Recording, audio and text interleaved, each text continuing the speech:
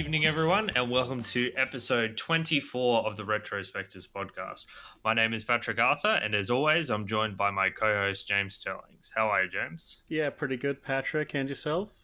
Yeah, going very well. A little tired, but apart from that, I am ready to do this. This fortnight, we are doing James Game, an obscure gem that you've never heard of, as is James's style, called Viewtiful Joe. It was a side-scrolling beat 'em up that was made by a team called Team Viewtiful that was later renamed to PlatinumGames, who you know for doing titles such as Devil May Cry and Bayonetta, more like 3D beat 'em ups.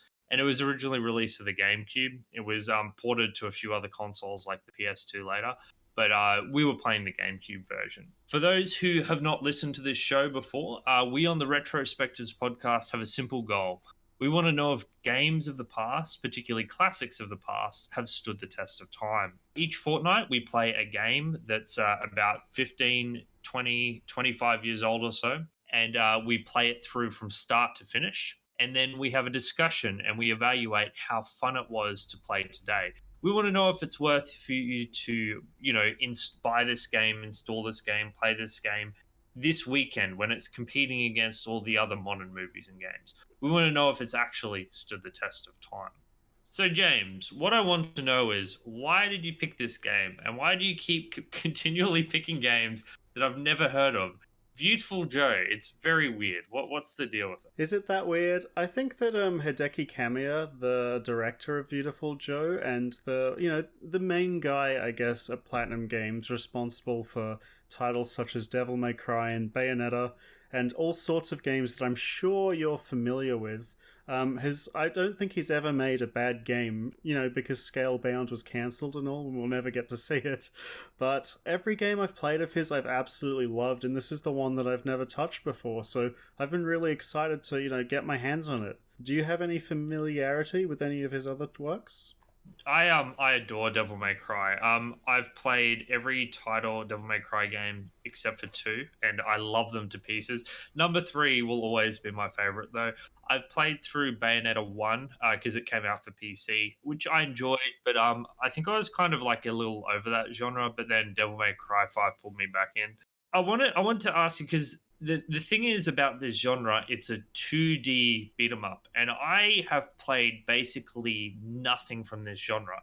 I haven't really played fighting games like Street Fighter.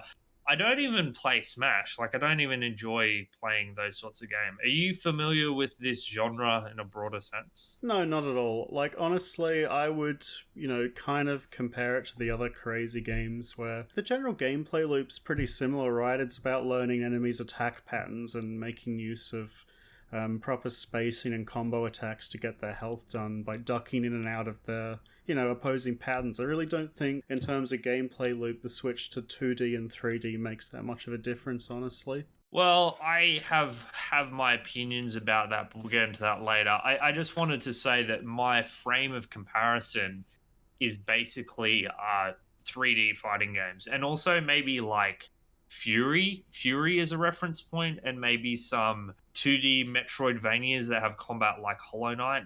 I'm not an expert on this genre, so my comparison points are a little different rather than if I was playing an FPS. I've got a much broader genre knowledge. Okay, sure. I mean, I've played a lot of Street Fighter and Smash, but I don't think those are super comparable. But, Okay. 2D fighting style games, sure, I've played a few of them, but, nothing like this before, really.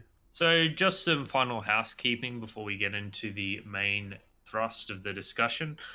If you want to play the original copies of Viewtiful Joe, it was only ever released for PS2 and GameCube. So, unless you own one of those consoles and buy the game on eBay, it's quite tricky to get a hang of. For that reason, we just emulated it on the Dolphin emulator, which is far and away the most stable emulator I've ever used. Did you have any issues, James, or did it all run smoothly? No, none whatsoever. I have a funny story about it, but we'll save that for later. Okay, But otherwise, no technical issues. Well, I'm glad to hear that at least. So yeah, that's all of the initial introductory rubbish out of the way. Let's get into the discussion. The actual fun stuff? Yeah, exactly. Yeah.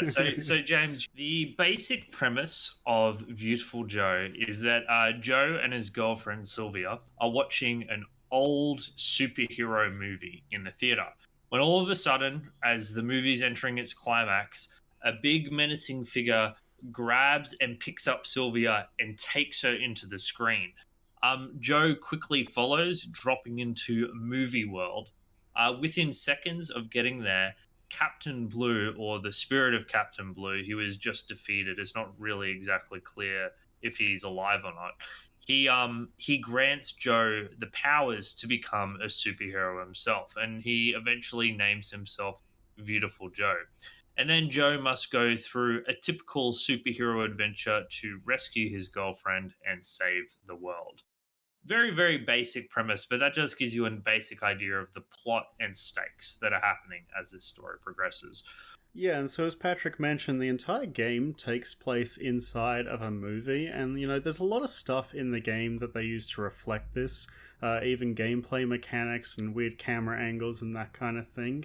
And I think the entire game's aesthetic and everything that it's trying to achieve is based around this premise that the game is inside a movie. Well, it's funny.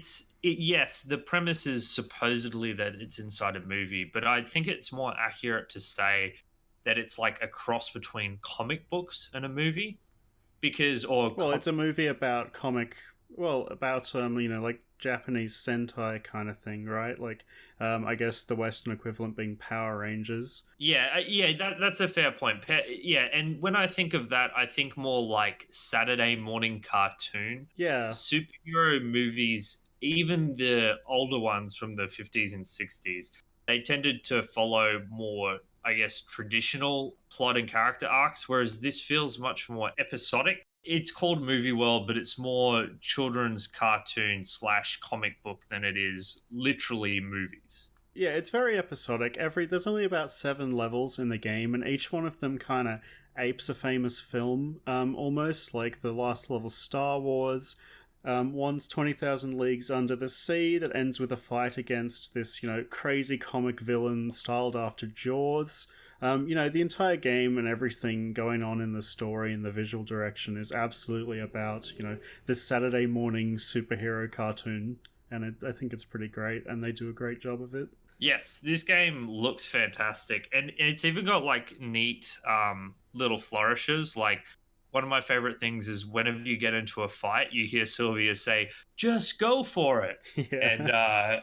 I can't remember what happens when you pause the game, but it says something like "Take a minute" or something like that. Oh, when you pause the game, it's really snappy. It even insults you sometimes, like going to Yes, the bathroom again. Really, it's so yeah. good. Yeah, I think the presentation of this game is extremely striking. It's got this cel shaded art direction with these deep blacks that look straight out of the page of a comic book, and it looks incredible. This is a game from 2001, and I think that this game is like the pinnacle of a title that's art direction has carried it throughout the years, and I don't think could like ever look bad. Yeah, so I basically agree with you. I think that this game's cell shaded style is fantastic, and it is the sort of style that does stand the test of time, far better than 3D games like Vagrant Story.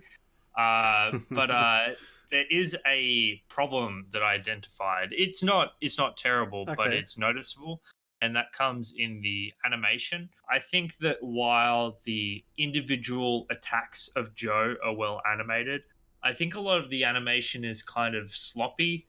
Like, for example, when you're fighting the lizard man and he like jumps from his chair with an axe, he just kind of is holding the axe at an awkward angle and kind of locks into that position as he leaps into place to face you. And I found a couple of the bosses were kind of suspiciously animated like that. The number one problem I had though relates more to the cutscenes actually.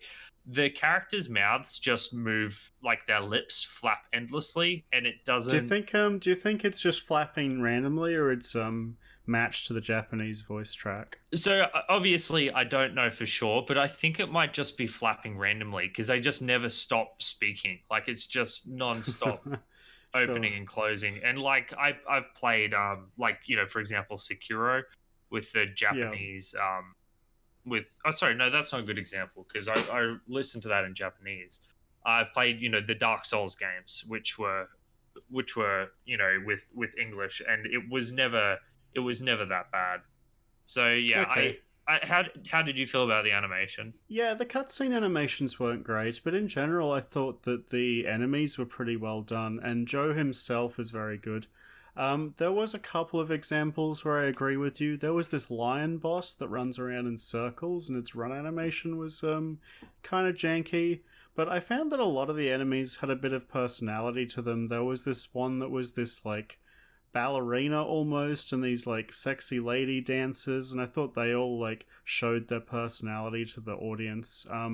The bigger, heavier dudes moved with a bit of like, oomph in their step, and I think a lot of the animations are very intentionally like slow to communicate information to the player almost. Like there's a lot of signaling through the way the characters moves and their sound effects to signal new attacks. And I think that those like the attack animations and the signaling was done very well in this I game. agree that the animations on the micro scale were done well. Even the very first enemy you fight, it's like a robotic thing, but it's almost like a puppet on strings, and like the way that the Yes. limbs Yes. swing around are quite good. I just found that there was certain, I guess, on a larger scale, on a macro scale, when like the larger jumps were happening, everything was a bit awkward.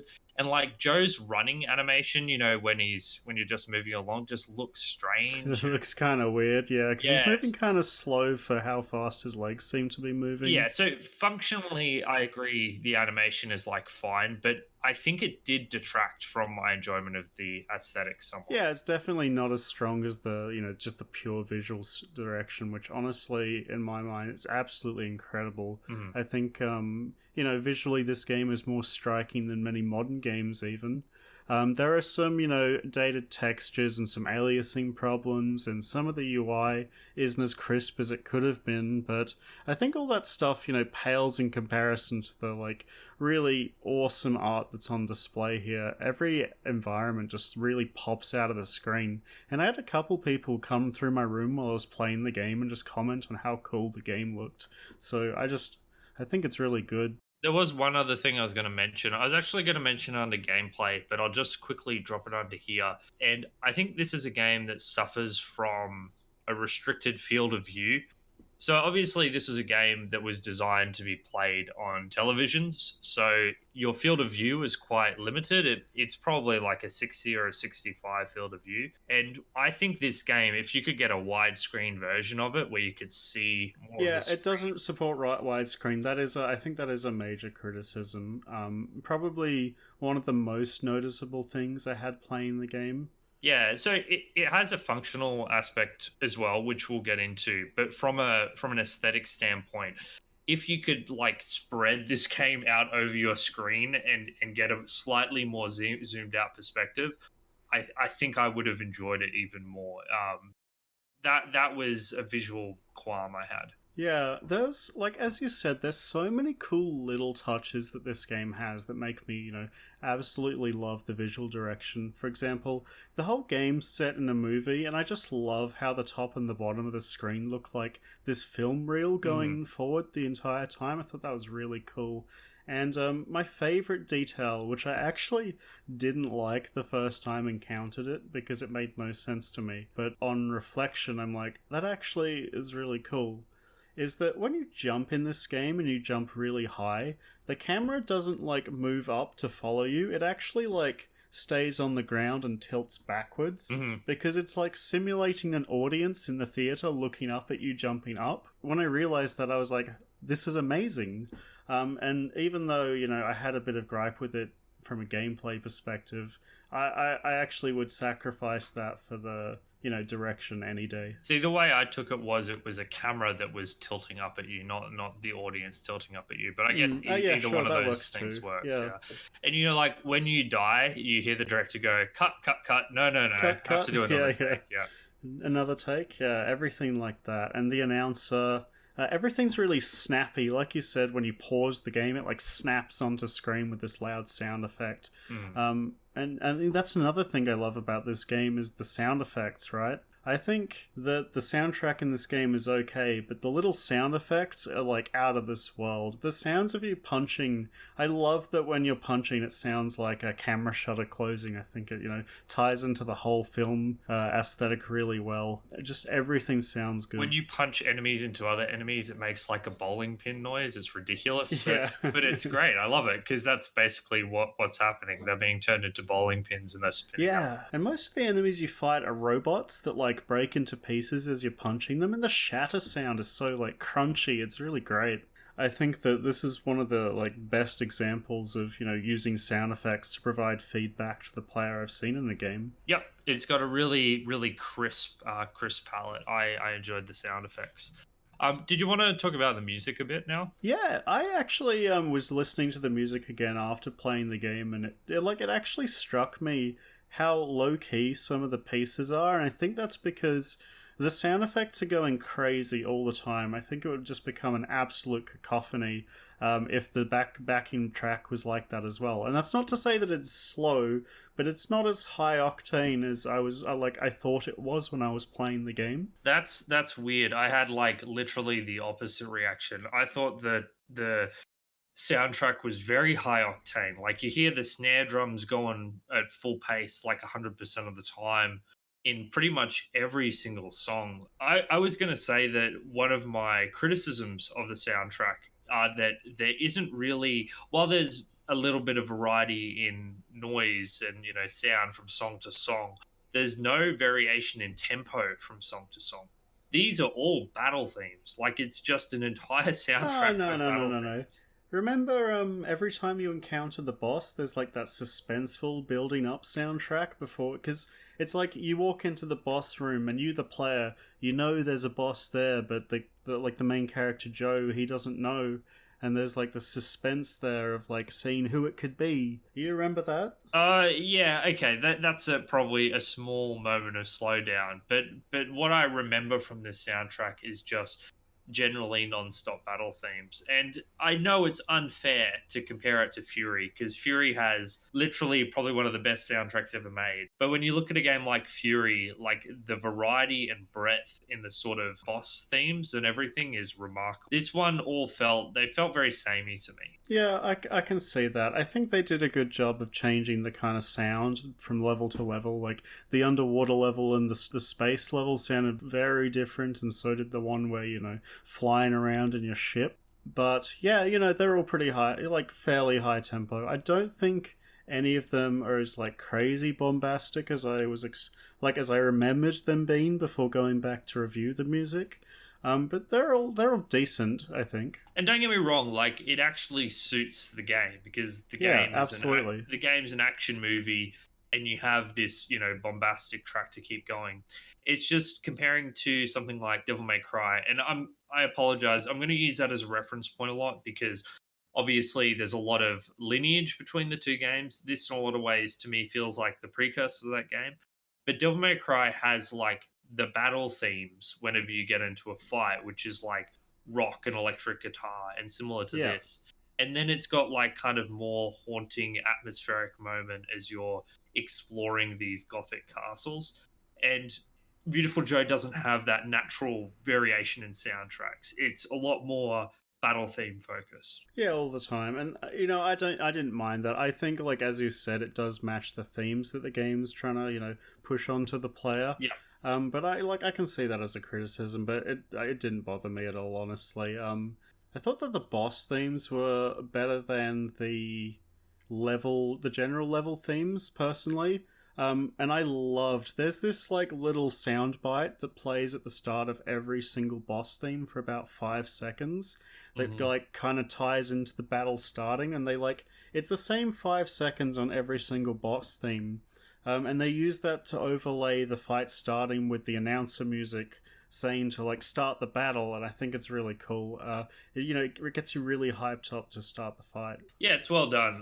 The little thing that ties all the fights together, and for all me saying that the boss fight things were samey, I do appreciate that there were so many unique pieces of music, And I think having unique boss themes is really important thematically Yes. to help tie them together. So I enjoyed the music more when I was actually playing the game. I gotta say, I found trying to listen to it all in one go, I found it exhausting because it's just like, it always felt like it was at 100%. And I'm like, I can't listen to this for 10 minutes because it's Yeah, too I think much too I think the fast. mixing and the way it changes during the game, and because you get absorbed into the battles. I think it's a lot better in game. It's not the kind of soundtrack that I'd listen to outside of playing the game, but I did enjoy Yeah. it. One thing I want to point out to you, and something that I thought was really cool. You know how in a lot of comic book shows and like anime, that the big bads have this tendency of like naming their attacks. They do that in this as well, and like it's really funny how much more sense that makes in a video game than in like something you just sit down and watching, because it serves the purpose of informing the player what attack they're going to use and like what pattern you have to like watch out for, and using that as a kind of like indicator to what you have to what's coming next. I thought is it makes a lot of sense, All I right? can think of is do you remember on our Psychonauts episode you fight Coach Oleander as the big Godzilla like monster, and one of his Yeah. attacks is hard to avoid area attack, and he Yeah. says them like that. It's not quite that bad, but yeah, it does, like, the sound cues are a really useful way to help identify enemy attack. I have one of them like burnt into my mind too. Do you remember Alistair's fight? The like it's Yes. like the knot. Yeah, and he yells round trip over and over while spawning these swords that come after you. I've got that like stuck in my head. Like Round trip, heaps of these round trip. yeah, yeah. Heaps of these sound cues are super memorable, and I really enjoyed them. Mhm. I thought the sound design, especially the sound effects and some of oh, we haven't talked about voice acting yet. Is fairly well done. How did you feel? What? How did you feel about the English dub? Okay, so let me. I can tell from your reaction that you didn't love it, but I thought it was extremely like cheesy and hammy, and that's exactly what I want from this like Saturday morning superhero cartoon Okay, show. so the voice acting was bad, but I think the real problem, even more so than the voice acting, was the script, because the voice actors could only do so much with a script, and where the visuals are snappy and to the point and really well done, the script is the literal opposite. Every time these characters were speaking, I wanted them to shut up. Like, I found it really frustrating. There was one character, the Jaws shark guy, just Yeah. shut up. Oh my god, it's so bad. It's so Yeah, okay, bad. It's so that belabored. guy was particularly awful. I didn't hate anyone else, but I do distinctly remember wanting that dialogue sequence to end. Yes. So once again, I'm going to compare it to Devil May Cry, in particular Devil May Cry 3, because Joe feels like a prototype of Dante in a lot of ways, in that it's kind of like the smug, cocky, sarcastic sort of character who's firing Yeah. off quips. And Devil May Cry 3 just does it a million times better. Like, Dante's lines are shorter and sharper and more to the point, and the enemies and the bosses that he's antagonizing, they play it a lot straighter. Like, they're all evil, more evil, more demonic, more, I guess, cliched in that regard. So Dante plays really well with those enemies. I felt like there was a weird thing going on where sometimes the movie bosses were also being sarcastic, and sometimes Joe was kind of fumbling around with his lines. I think the best sort of exchange is when he comes up against the Fire Lion boss, because it plays out a lot more like in Devil May Cry 3, with the generic evil villain saying "Join us," and Joe just Yeah, it firing was off clips. okay. My favorite part of the script was when you fight Alistair, who's like he's working for the evil organization, I guess, but really he just wants to see like if he's strong enough to fight you. When he's monologuing at you, he pulls out this script and like starts reading it in this really bored sounding tone. He's like, I don't actually care about any of that. I just want to fight. I thought that was kind of funny. Well, where he just reads the whole evil He just plan to reads you. he reads the evil plan off the script like it's I mean I guess it's playing off the whole how stupid monologues are, right? Yeah, see, I don't know how I feel about that, because you can forgive a lot of the, I guess, bad writing as being like playing off, superhero tropes and stuff, which is fine. But it also comes across as a little lazy to me. When we did our Max Payne episode, I think that was a really good example of something that was like a homage to, and loved its cliche of crime and noir, but it Yeah. kind of was elevated to something better. Like I felt like they did a really good job making it stand as an enjoyable story in its own right. This feels very Beautiful Joe. It just feels reductive and not really worth your attention. Like is nothing wrong with it. It's not Hideo Kojima bad, but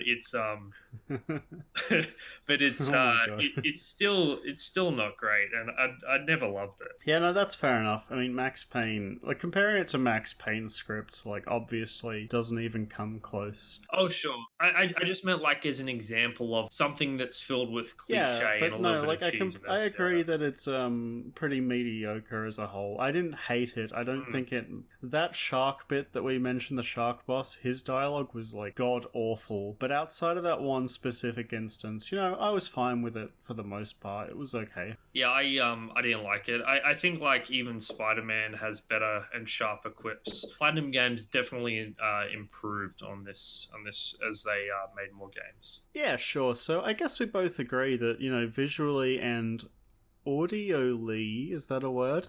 Um, Audibly. this game's audibly? Yeah, this game's pretty good.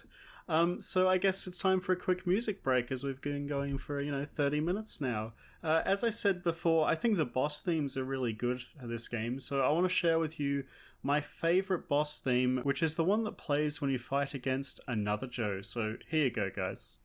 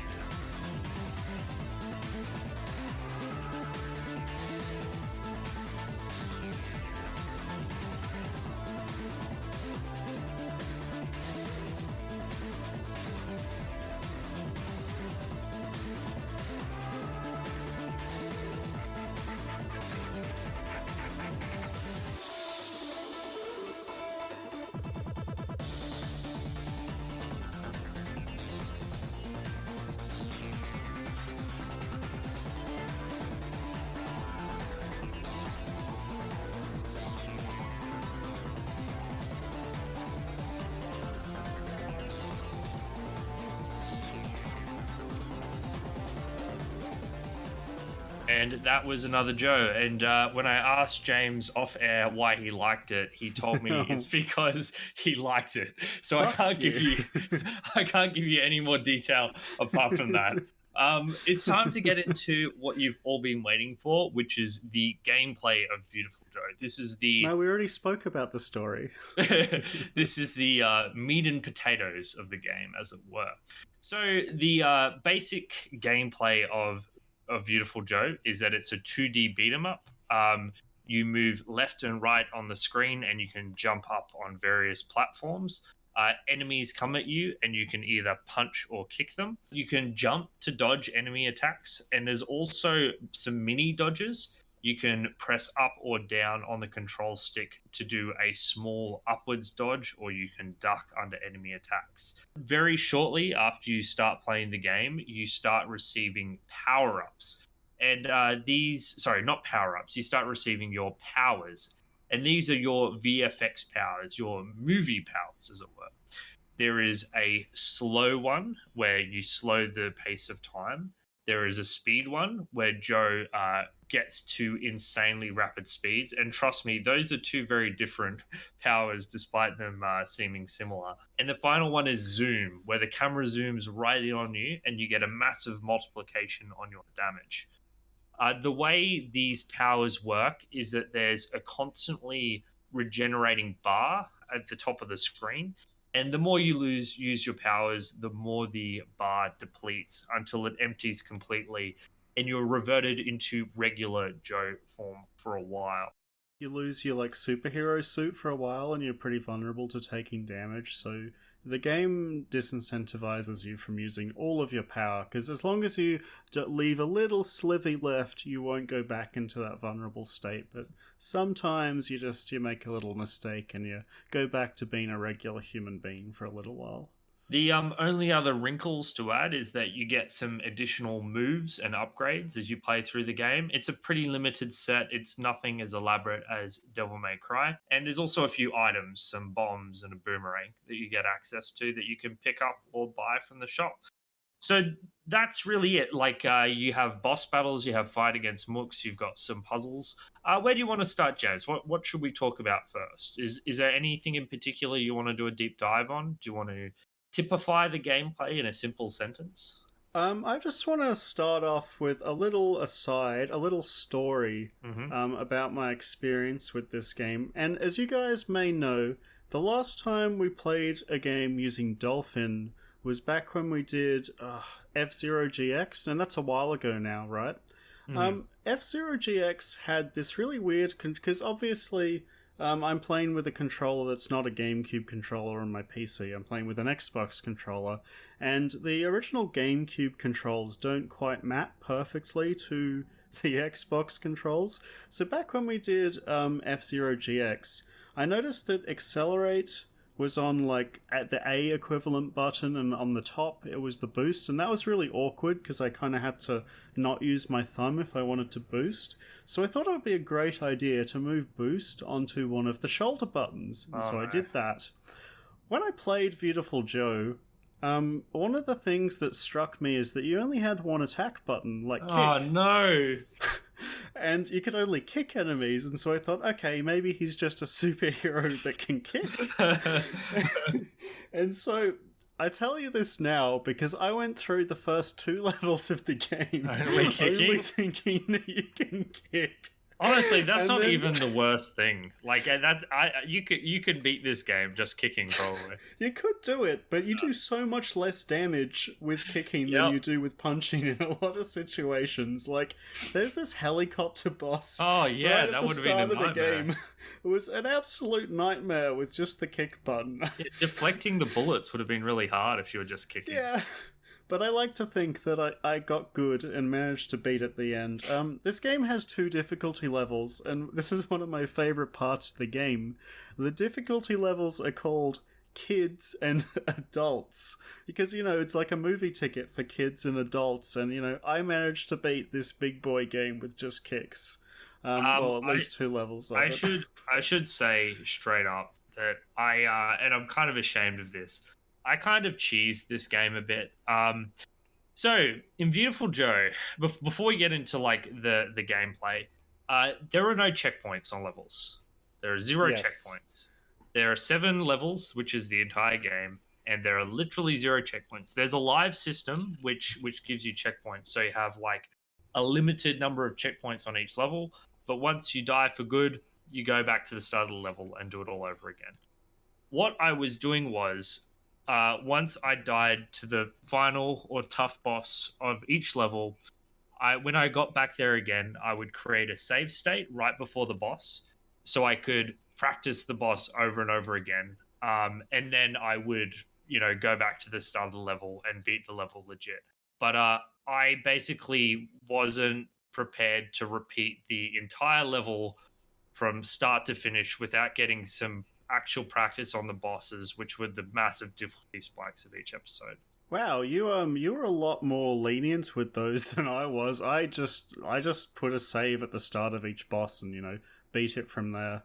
I didn't bother going back to the start, but I like you. I did make sure I beat the whole level without saving before getting to the boss, but it'd be absolutely brutal. I don't know how you could do this without doing it this way. I think the lack of checkpoints is honestly a big detriment in my mind.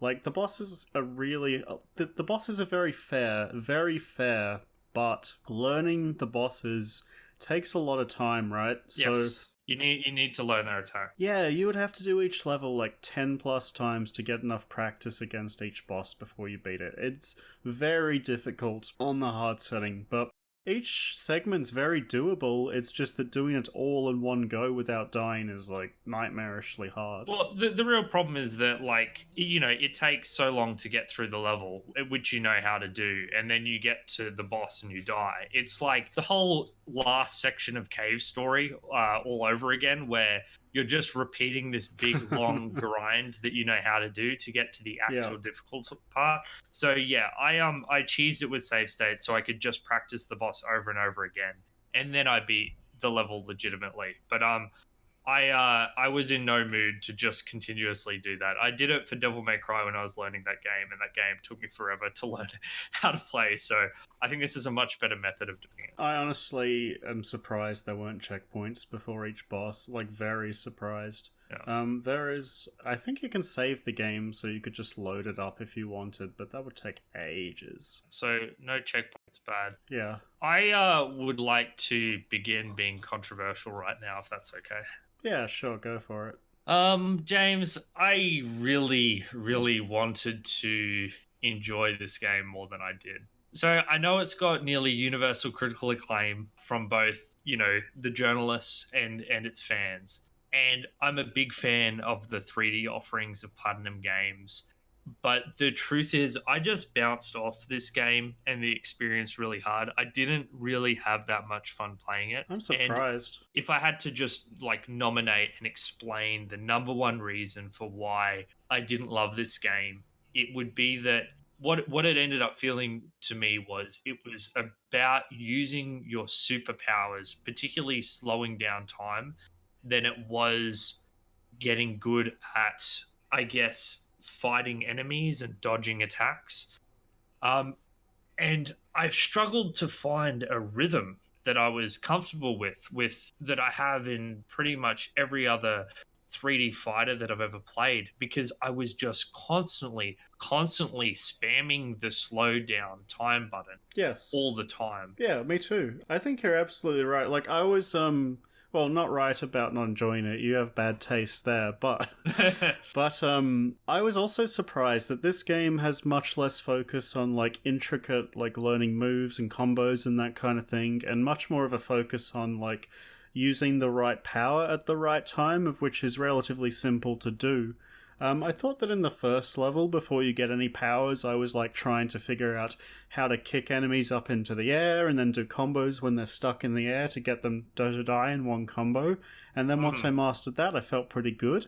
And then as soon as you get the slowdown power, all of that stuff is just like thrown out the window, because you can just... It's just irrelevant. Yeah, right? you just walk up to an enemy. Like, all the mooks in this game are just, you slow down time and they explode. There's no skill to it or whatever near the end of the game. Like, only the like mini boss enemies even come close to being difficult. And then as soon as you get, which I guess ties into the way the difficulty works, but I hate that. So as soon as you get the zoom in power and you can combine slowing down time with zoom in, you just like shred through mooks. So I was kind of surprised about that, because slow down zoom ends up being, well, for me at least, it probably was for you as well, right? The number one way to damage enemies. Well, yeah, it was particularly with yeah, that was how I damaged enemies. But the thing was, I used slow down literally non-stop, because it doesn't only give you a huge damage boost, it also just helps you To dodge dodge things? Yeah, correct. everything, Yeah. because everything's moving super slow. So I was just tapping slow down time 90% of the time, and I'd use the speed up power on occasion, but really I felt getting good at this game was primarily about mastering the slow down time power up. Yeah, and you can use speed up and slow down at the same time to like, because when you slow down time, you go slow as well. But if you speed up, you move at normal speed while everyone else moves slow at the cost of draining your meter twice as fast, and that makes dodging things like really simple if you use it in small bursts to not deplete your meter. I think that in general, just fighting mooks was pretty... Like, it was okay, but it wasn't great. I think that the boss fights were a lot better than the mooks. And if this game was just boss fights, I probably would have liked it more, honestly. Okay, let's get into that, because the thing was, I agree that the bosses were better than fighting mooks, but even then, I never loved it. There was something about these fights, and I'm happy to accept that this is a problem with me and that there's something I'm fundamentally misunderstanding, but the fights never felt clean to me. That's the best way I have to Really? describe it. When I played Devil May Cry and when I got good at Devil May Cry, I felt I could beat bosses without taking any damage, essentially, because over the course of the fight, Oh, you okay. kind of learn all of the dodge windows. It's like, Yes. okay, you learn to read the attack and then you dodge at exactly the right time. Yes. You dodge the attack, then you get an opening to get some damage in, and it goes back and forth like that over a period I of time. I did feel that way about this game. I think that the boss fights in Really? this Okay. game are incredibly fair. Every time I encountered a new boss, it fucking destroyed me for like 10 minutes of me just getting my ass kicked. And then I would slowly like learn each of its attacks and how to avoid them. And then when I finally beat the boss, I would do it without taking like any damage because I knew what to avoid and how not to get killed. I think that every single boss attack in this game is avoidable, easily avoidable, even if you know what to look out for, and that every boss has like a strategy that when you use it makes the boss pretty straightforward. It's just a matter of finding that strategy. And this is my favorite kind of boss design because it's very fair. There's only one instance in the entire game where I think a boss can hit you with damage that's unavoidable, and that's the last boss because it's a bit of a projectile clusterfuck at times. But other than that, I think the bosses are really fun, fair, and a big learning process for you to get around on. Yeah, maybe there's something I fundamentally misunderstood because the way I would approach boss fights is, broadly speaking, is when I had my VFX meter up and I had slow, I'd be trying to hit them. Yeah. And then when it was down low, I'd be away dodging and then I'd be tapping the slow button non-stop to give me, I guess, more reaction frames to whatever attack was coming my way. And a lot of the time you can like attack enemy attacks out of the air, or there's a move that's a dive kick, and the Yes. dive kick improves your mobility a lot. Yep. So I was able to, tap that. Then when I saw an attack coming my way, dive kick out of the way. Mm. But I didn't feel like I was learning enemy patterns like I do in Devil May Cry, where they do a swing and I learn the perfect timing for the dodge and then I hit them. I felt like I was just spamming the slow button. Like I Okay. can't emphasize enough that that was the fundamental sort of experience I had and how I learned how to play this game and how I felt was the most effective way to approach it, which was to spam slow. And the thing is, I don't enjoy playing the game in that way. Honestly, in the fights, once I figured out how each fight works, most of the boss fights I only used slow down to like boost my damage. Oh, okay. In full speed, I was able to like even there's this boss that's this big flaming lion that Yes. turns into a tornado, and then like to beat it, you have to like duck five of its attacks that come out really fast.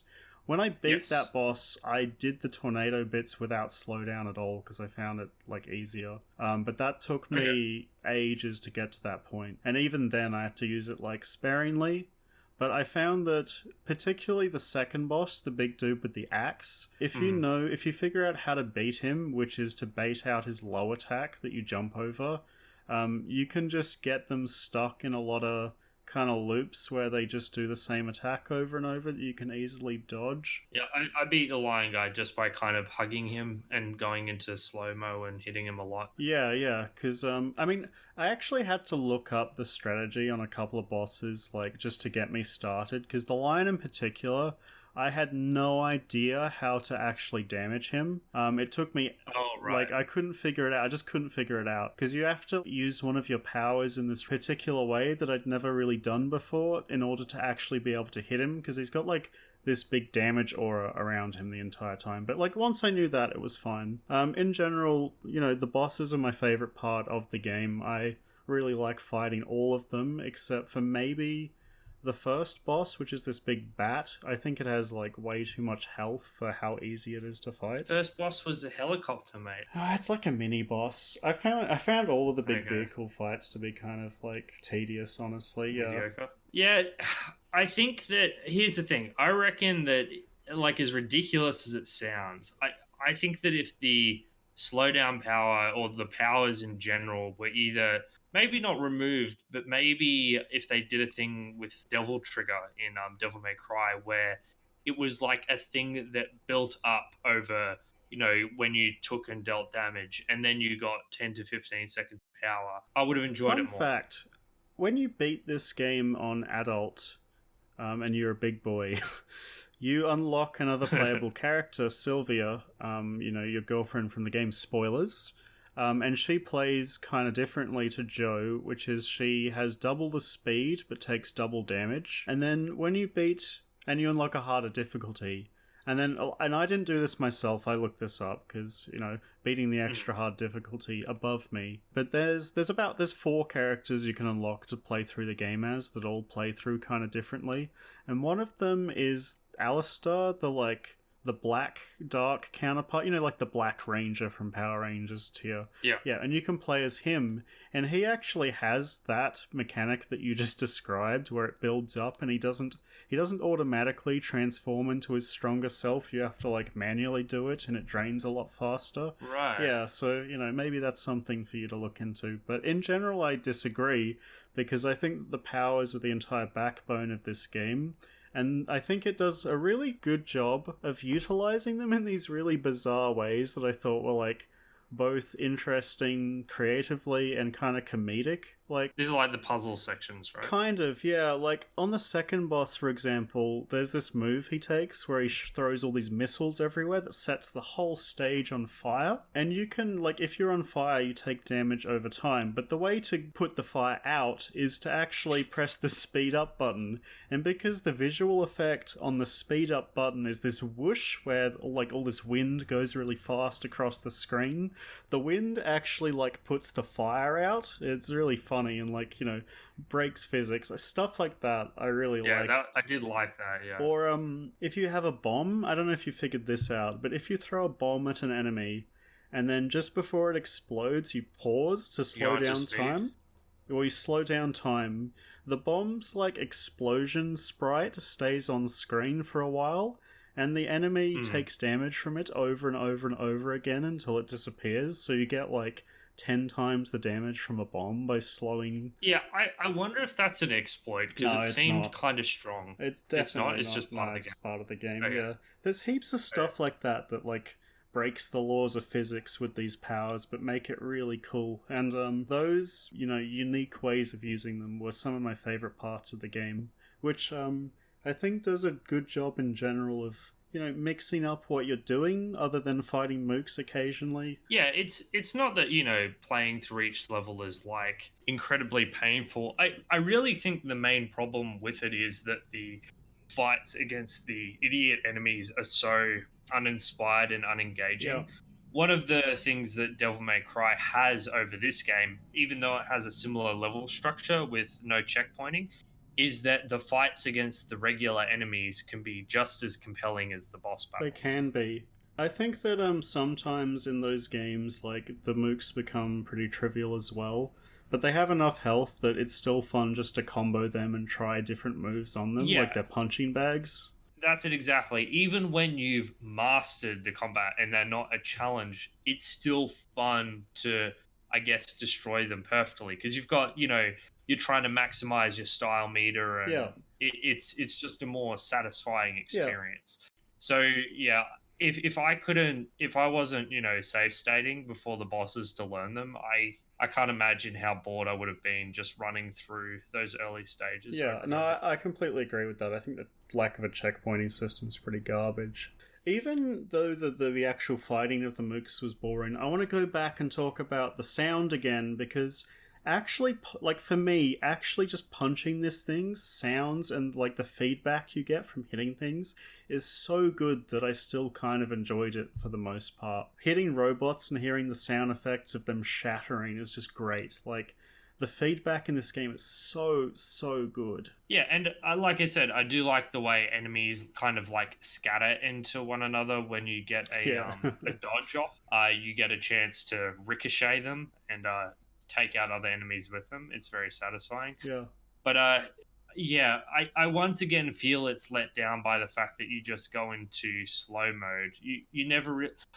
So I want to. The thing is, James, the problem I always had was a problem of rhythm, and rhythm seems like a silly thing to talk about with fighting games, but I think it's like so essential to the experience. There needs to be a natural flow, a natural back and forth, and I just didn't get that from Beautiful Joe at any stage. It was always so stilted because I was constantly dropping in and out of these powers.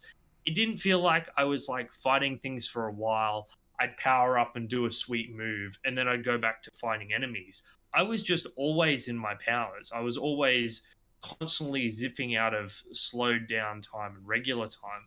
And I just wonder if maybe the problem is that you do extra damage in when time slows down. Maybe. Like your most effective way to get through the game quickly is to slow down time because it amplifies your damage.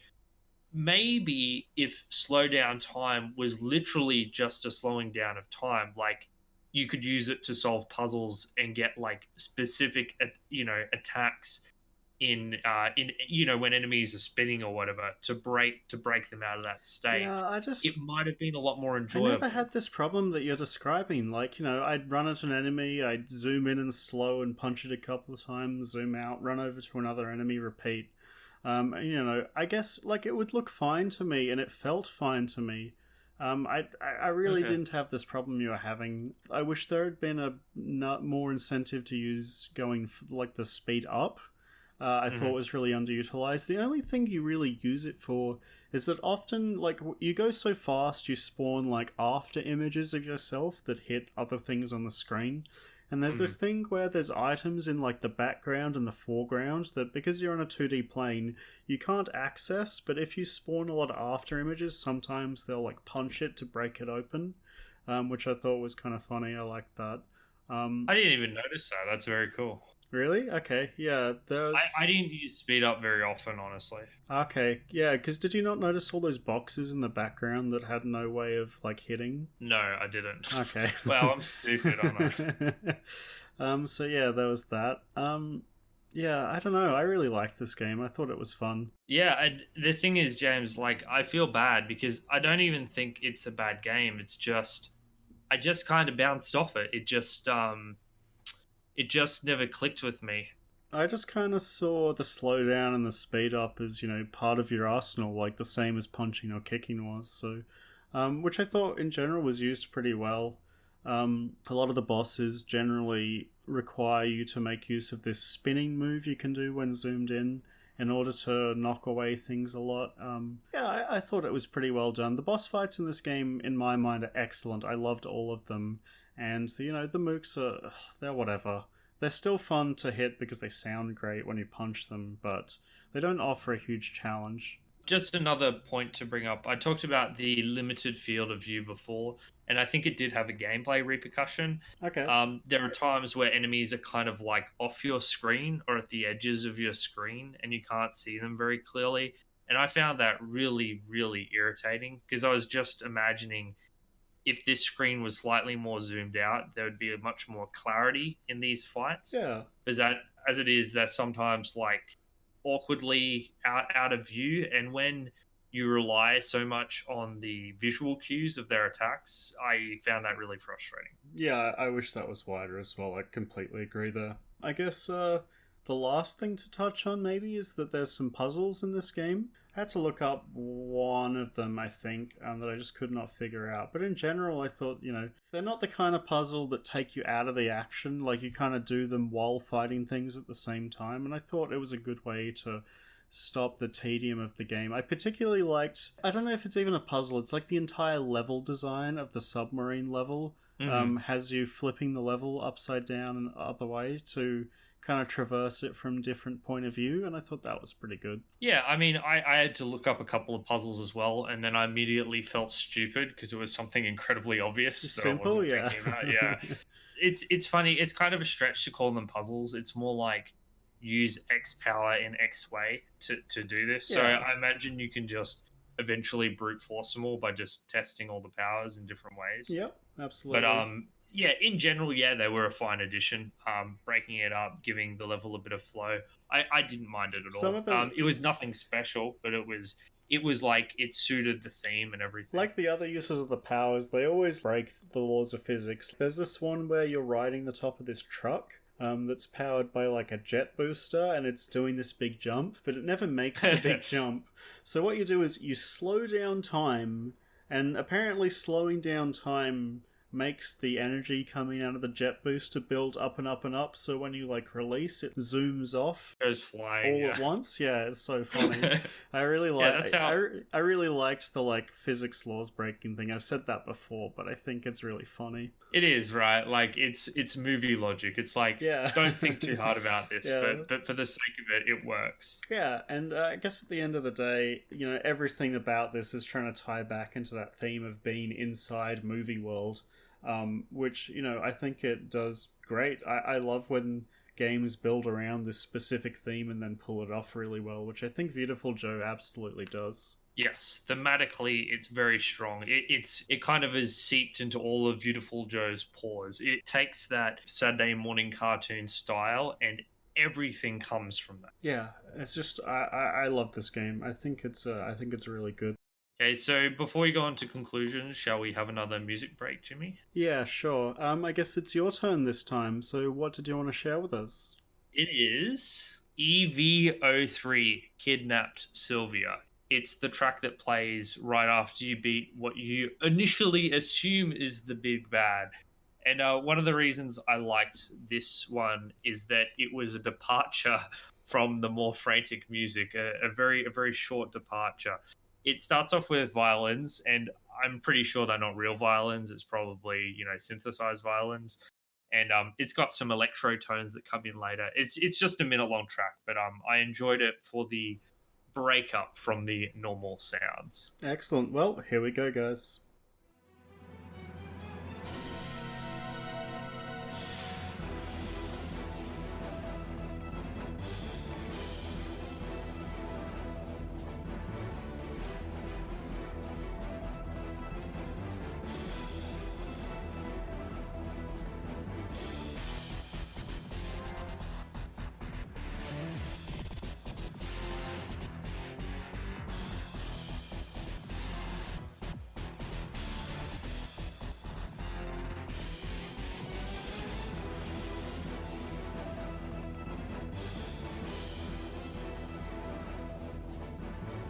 So that was EVO3, and I guess that brings us to the near the end of the episode and like towards our conclusions. So, Patrick, did you want to lead us on your final thoughts? So yes, and as I apologize to any fans of this game, because this game is beautiful, and I know that people adore this game to pieces. But the truth is that when it came to the essential combat, the essential gameplay, which is what I love, I found this experience not particularly compelling.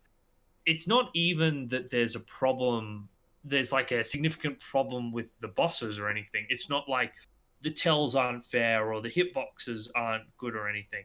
It's just that the fundamental way I engaged with this game and the way I found the most effective to defeat this game was to abuse the slow power up non-stop, and it led to a very stilted experience to me.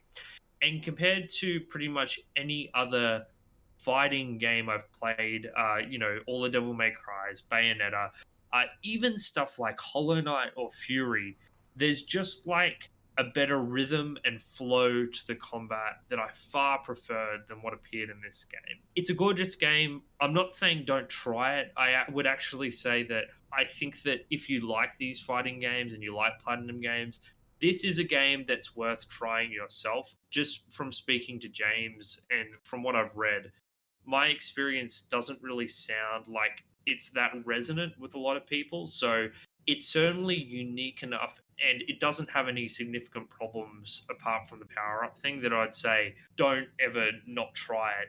It's just that personally, would I recommend this to another person? No, I wouldn't. I didn't love this, and I didn't have a great time. This game's aesthetic is like one of the strongest I've seen in a game, period. I think this game is going to look incredible 10 years from now, 20 years now, 30 years from now, forever, really. I think this game looks better than like most games that are coming out currently. It blows my mind that this came out in 2001. The presentation, the sound design is the all-star of this, even above the aesthetics for me. The sound effects are just incredible and snappy, and they sound so good. I love the aesthetic, I love the presentation of this game, and I find the gameplay to be really fun too, especially the bosses. Yes, fighting regular mooks does get a bit tiring after all, but I did have... it was a supreme joy every time I found a new boss to fight, and I'd spend, a good half hour or more, learning its patterns and figuring out how to beat it. And, like, the sheer satisfaction you get from, nailing this one fight down and knowing all the ins and outs and the little tricks and where to get power-ups from hidden in the level, and, so there's just so much to discover. I really liked Viewtiful Joe. I would absolutely recommend it, and I think it hasn't aged poorly at all.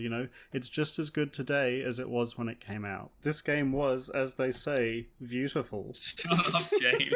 God damn it. How long have you been waiting to make that pun? Like the entire episode. Isn't that what happens in the story? So the Alistair compliments him and says, that attack, it was beautiful. What was your name again? He goes, Viewtiful Joe. Yeah. Hey, I thought you said you didn't like the cheesiness. I thought that the conversations with Alistair were definitely the best in the game. I agree. They were the best. But yeah, on the whole, not a fan. I mean, once again, I didn't hate it. It's just it was just there. It was just there. So yeah, recommend from me and like a half recommend from Patrick, I guess, is the way that this goes. Yeah, something like that. About half a recommend from me. Yeah, and that's fair enough. And I guess that brings us to the end of the episode then. Patrick, did you want to do all the the fun shilling at the end? I would be delighted to. Firstly, thank you once again, everyone who's listened to this episode so far. We love having you here. What I would say is, if you enjoyed this episode and you want to continue the conversation, we have a Discord server, and we're always willing and keen to have new members there. We talk about all games, new and old. We get into lots of arguments about games, old and new, which we mostly enjoy. It remains largely civil, although it's been several weeks and we're still arguing about ARPGs after the Diablo episode. I don't think that one's ever going to go away anytime soon. But yeah, it's all in good fun. We love talking about video games. That's why we do this show. So we would love for you to drop by and join the conversation. More broadly speaking, you can find all of our content at our website, which is rspodcast.net. We don't only have our podcast there, we also have a large array of articles. I've been trying to write an article that does a deep dive on every single episode that we've done. So I'd love if you would check it out. Tell me why I'm wrong, or what I'm wrong about, because that's what I'm here for, Patrick. I have some rather strong opinions, and yeah, I don't hear enough of it from James. Clearly, you can send us an email at retrospectivespodcast@gmail.com, and as always, our podcasts are available pretty much everywhere. Thank you once again for listening. Before we go, it's time to talk about the episode for next fortnight, our final proper episode of this year. Oh, is it going to be another brown shooter? Well, in a manner of speaking, unfortunately, yes. One of our Discord users recommended a game called Armored Core. The thing is, I'm always banging on about Dark Souls. In fact, it's become a running joke that I can't write an article a little bit, yeah. without referencing Dark Souls in some way, shape, or form. It's a serious affliction. So Bruno was like, all right, you should try out Armored Core, which is one of the very first games that From Software ever made. Back in 1998 for the PlayStation 1, it's like a mech shooter. So, James, at least we've graduated to third-person mech shooter over... This is a big departure from you. This is a Japanese big mech fighting game, so I'm, quite eager to see what you think of it, because I don't think it's going to be anything like you expect. Well, the thing is, I don't want to push too far out of the comforts of my safety zone. This way, I still get to play a robot shooting guns And that's like just slightly expanding my boundaries. And if I keep doing that, eventually we'll get into dating sims. Excellent. I can't wait. Thanks again for everyone from listening, and we'll see you again in a fortnight. Adios.